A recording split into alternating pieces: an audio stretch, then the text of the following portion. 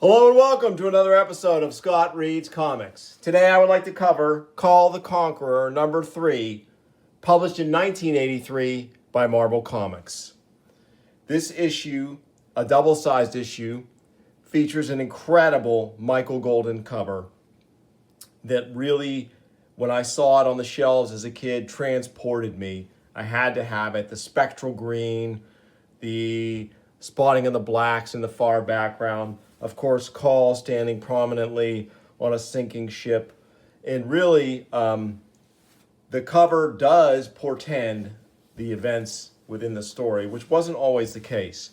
And of course, at this time, I had to get this at Ides Comics in 1983 because, as we can see here, no UPC, this was a direct-only book. And we'll see that in some other flourishes, like this gorgeous inside front piece here with our title, Dead Men of the Deep. So we don't even have to waste any space on this gorgeous splash page. And our principles, look at this incredible map of the world of the Hyborian Age and the time of Kull. So cool. Alan Zelenet, scripter, John Buscema, penciler, Klaus Janson, inker, John Morelli, letterer, Klaus Janson, colorist, Ralph Macchio, editor, Jim Shooter, editor-in-chief. And then the front piece is actually drawn by John Morelli, the letterer, which is really cool. Very nice touch there. And this is volume 3 of Kull. So this is Marvel's third bite at the apple with the Kull character. And it's incredible splash page here with these galley slaves rowing to their deaths. We are dead men of the deep, and our oars will ever sweep as blast, the pirates board us. So here we have a boarding action in the Hyborian Age or pre-Hyborian Age. Hey, stuck-up Volusian pups! The sea wolves of Lemuria will shorten your proud tails. We've surprised these pigeon-livered fools with a red dawn right enough. Now to the hold and haul their noble baggage topside. No! Meanwhile, I'll whet my cutlass on this dog of a civilized captain. So we have some anachronisms here with cutlasses, and they're basically talking in pirate vernacular from the golden age of piracy, but it's fun. So a number of Volusian politicians, which Volusia is the kingdom Kull governs over, have been captured. Here be the senators, Captain Rock, and pale as a fish's belly they are, eh? You loathsome barbarians, slay us if you will, but I swear by Valka, the citizens of Volusia will see your gaping head mounted above the marble stairs of our Senate. So this Captain Rock is an extremely ruthless buccaneer. To prove how ruthless he is, he just literally guts one of his own men in front of the shocked prisoners. And he's basically going to send a message back to Kull that they better pay the ransom for these senators that they have captive.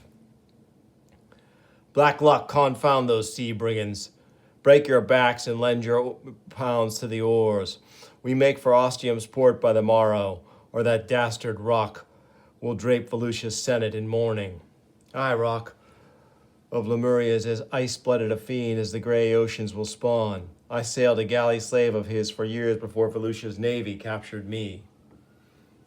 That afternoon, in an open-air theater in Volusia's wealthy port, city of Ostium. Speak, slave, thy master bids thee. What is it dost thou seek? Bah, freedom from the bitter yoke of servitude. Impertinent scoundrel, I shall have thee flogged. Nay, cruel master. Oh, I am struck a deadly blow, and deep within. Mark Redondo. Now the tragedy absorbs Kull's attention. At long last, it seems, civilization becomes our barbarian-born king. Bah, too, only a barbarian would find such crude verses to his liking. I'd not trade one rhyme of mine for these basketful of these. And here we see Brule the Spear Slayer sleeping as Kull's watching. So basically the play is ramming home the point of that the slave should never turn on the master, how he's fleeing in disgrace, forever a fugitive. But Kull is not comfortable with slavery in his kingdom. He's ignored it for a long time, but He's hoping maybe one day to act on it and abolish it. But of course, his advisors are against that. But here in Volusia, we have civilization, King Kull, and here slavery is the basis of our social labor. My king, black smoke rises from the temple of Anu, an evil portent. I don't believe it, Count Alcindor. I put little stock in such omens. So here we have a priest of Anu, and this guy will figure later in the story. So they're going to let Kull know what happened here eventually. Next afternoon, en route to Ostium's harbor. And so, Lord King, I trust that our senators, on returning from their fact-finding cruise, we will have been convinced to cast their votes for an increase in naval strength as you've proposed. Far too long, my liege, has Volusia occupied herself with her interior, failing to address matters of military and commercial importance to her coastal waters. So Kull's just tired of hearing about it. I'd still prefer a binding royal edict, the king's decree, to this maze of legislation and debate you counselors call politics. Though I admit I have enjoyed this rare chance to be away from the capital city of wonders and the stifling court still, Valka's gut, counselor, I like this not. Here moors our galley, and there's the stink of blood about it. So now the galley that was overtaken by Rock and had the prisoners taken from it has returned to bring the news. Cough out the foul story, sailor. Volusia's been pirated, eh? Rock of Lemuria. He holds our senators hostage, your majesty. Rock! Devils and demons confound that sea scum. These very wrists chafed under his irons. Aye, 2 years I slaved at the oars of his galley after I first fled the exile from Atlantis. I'll bleed him like a pig. I need to stop for a second just to gush over the Klaus Janson, John Buscema artwork in this.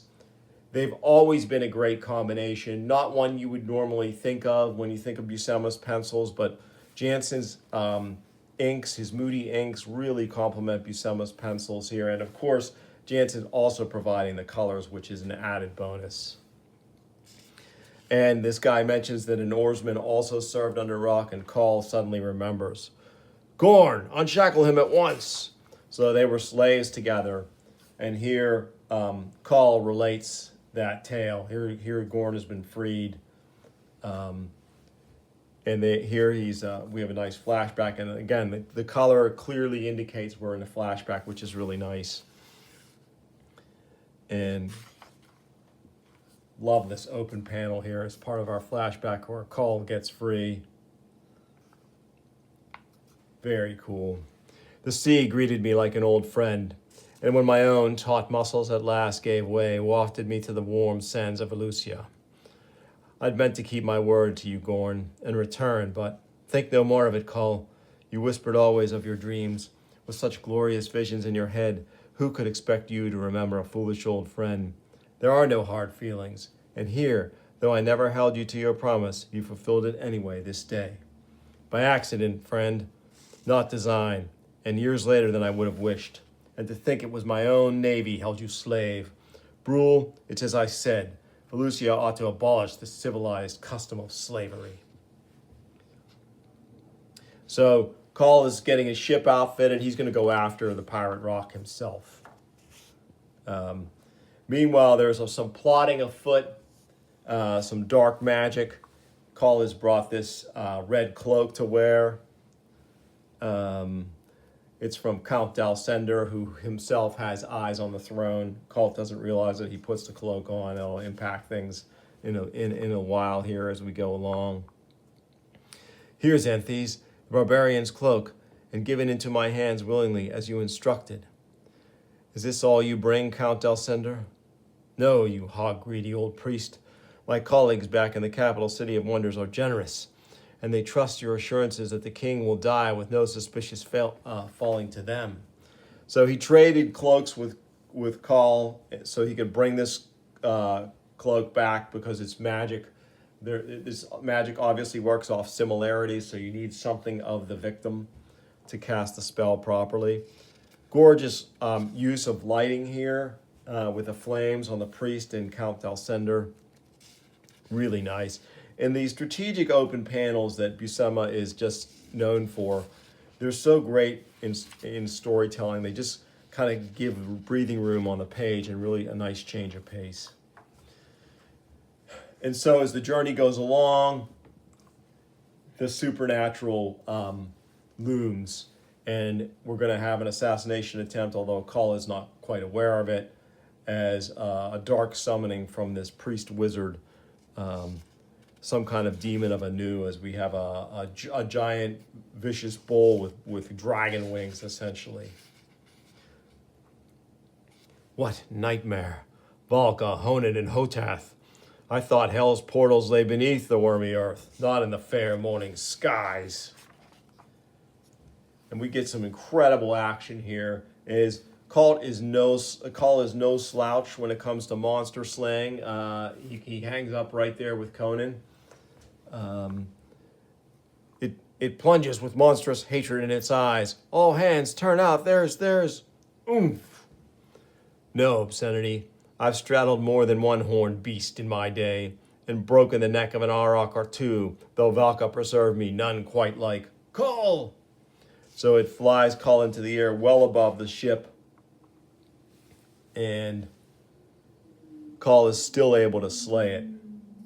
Just an incredible sequence here. And again, we have these two open panels linked together here by the closed panels, helping to tell the story. It's just beautiful.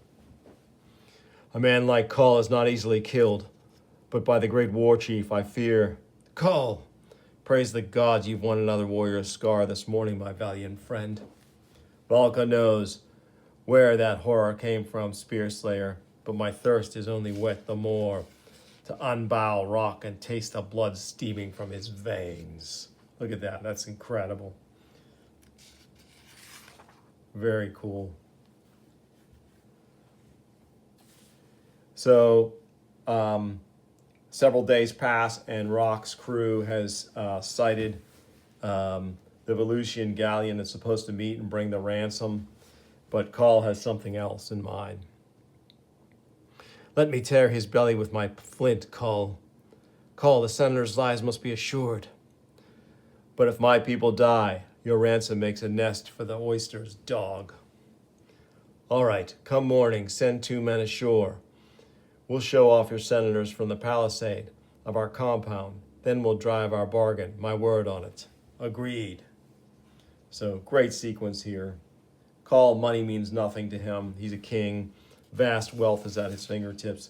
For him, it's the honor, avenging the effrontery of the piracy, and his long-held grudge against Rock, who had enslaved him and his friend for years. But Kull's not going to wait till morning.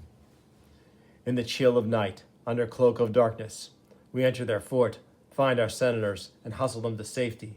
Then I'll slit a grin from ear to ear in Rock's stinking face. Sure, and I'd rather we took us some wenches for ransom instead of fat old men. Har har, right you are, mate. Let me scale first. Do as I order and wait, Brule. So, Kull, great sequence here. Another one of those gorgeous open panels. Beautifully lit as well, with that torchlight on the scene. Kull throttles this guy and throws him to his death. And then we get a well-placed dagger toss, again with the open panel. Gorgeous. Love this long panel here. They've infiltrated. The pirates are drunk. And I remember this sequence of panels as a kid because they showed this the month before this came out in a bullpen bulletins. And it made me so hungry to get my hands on this issue because it was just so incredible. This axe and then the crash of Kull just splintering this door. Just incredible action delivered by Buscema and Jansen in this artwork. Now, ho, Rock, said there'd be land rats scurrying ashore before daybreak. This guy's transfixed by the blade here. Where are the senators? Speak before I shatter your brine-filled skulls. I mean... Aside, Kull, I've not had my night's fill of man-killing. Quarter! Give quarter! They're outside the compound. Then lead the way. And if there's a whiff of scurvy trickery, my blade will dig out your oily brains. They're in there. So it's It's pretty cool. They must be far to the north here because there's an ice cave, which is pretty cool.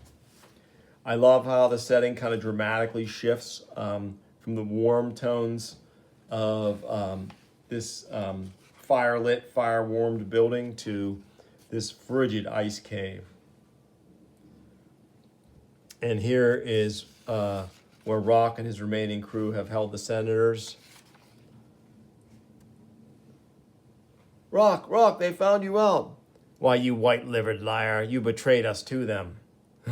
So Kull sends him down and then quickly follows, and an incredible fight ensues.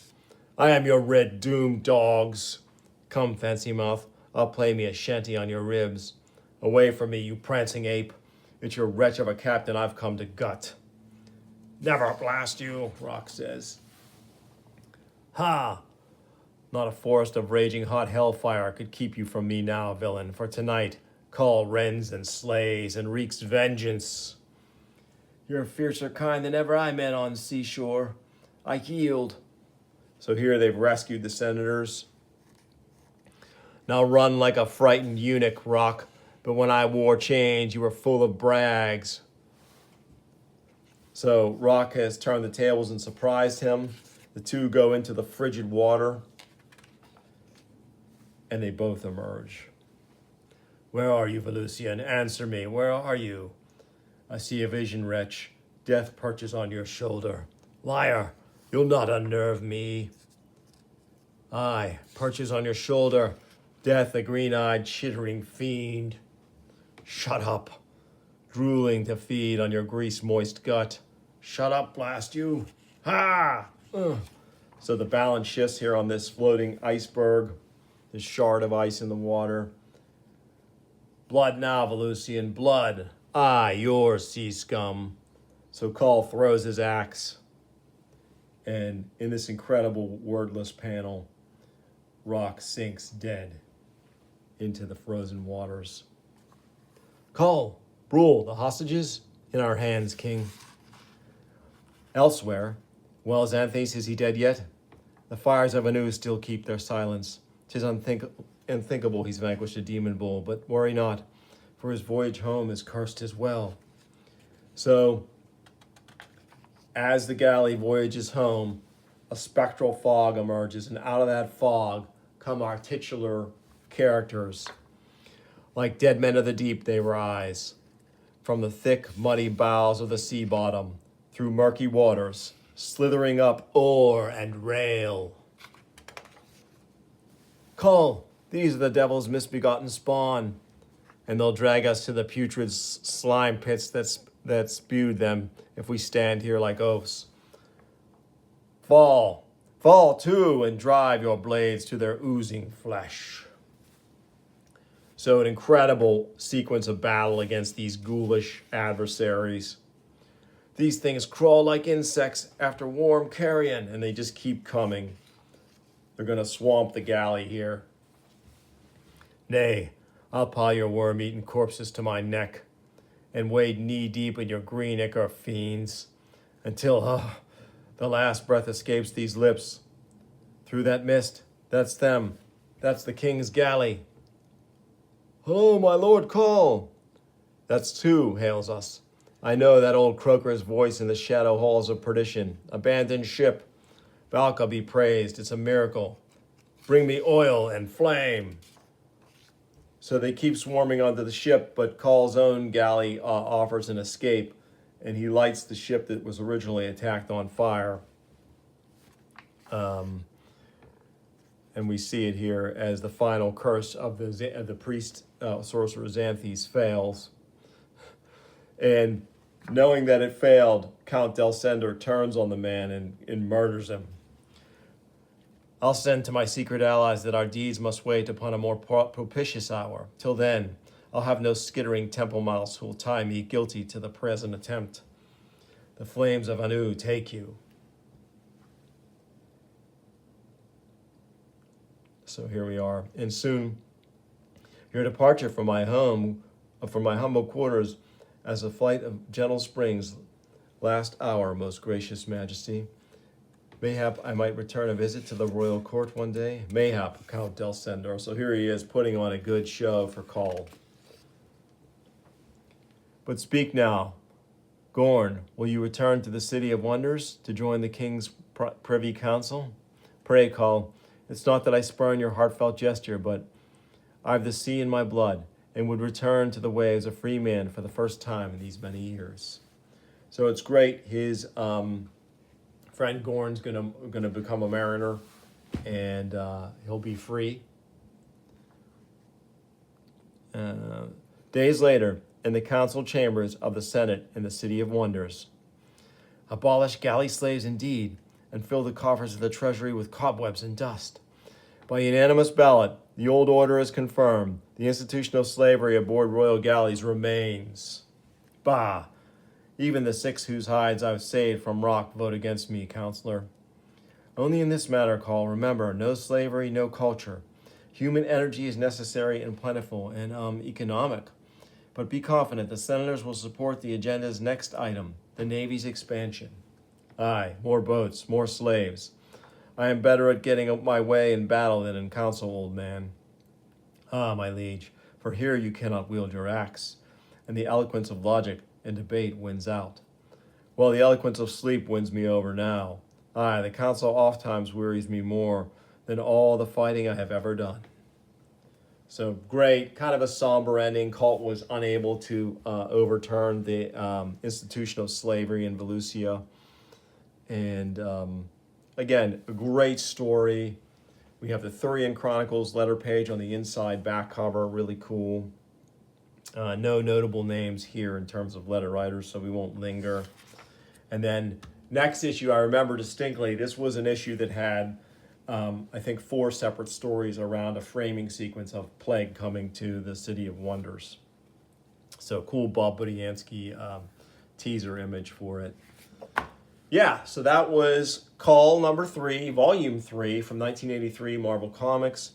Really enjoyed it. I hope you did too. If you did, like and subscribe. Tell your friends. I'll bring you more soon on Scott Reads Comics. Thanks for watching.